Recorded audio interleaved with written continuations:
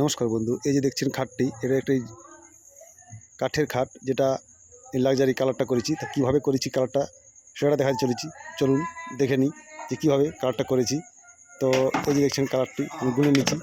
তো পুরো কালারটা কীভাবে তৈরি করছি তার আগে অবশ্যই আমার চ্যানেলটাকে লাইক এবং শেয়ার ও সাবস্ক্রাইব করে দিতে ভুলবেন না। তো এটার সঙ্গে আমি এই যে টিক কালার মিশিয়ে নিয়েছি আর ওক ইয়েলো।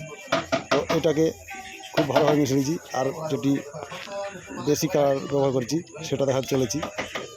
আর এই যে দেখছেন ইন্ডিগো কোম্পানির স্টেনার, যেটা আমাদের সাধারণত কালারের ক্ষেত্রে ব্যবহার করা হয়।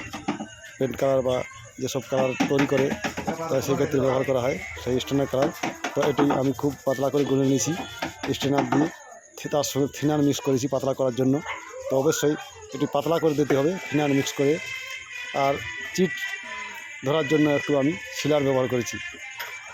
তো এই সব উপকরণগুলো মিক্স করে আমি বেডের উপরে কাঠের ফার্নিচারের উপরে অ্যাপ্লাই করব।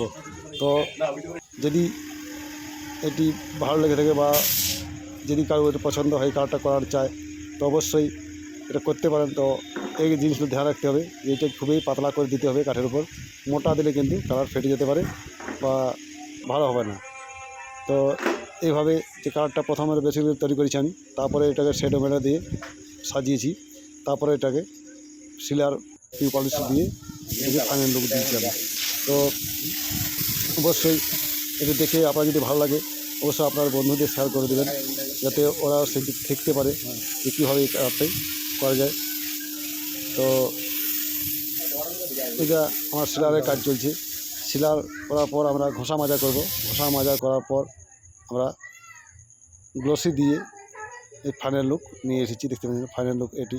থ্যাংক ইউ পুরো ভিডিও দেখা।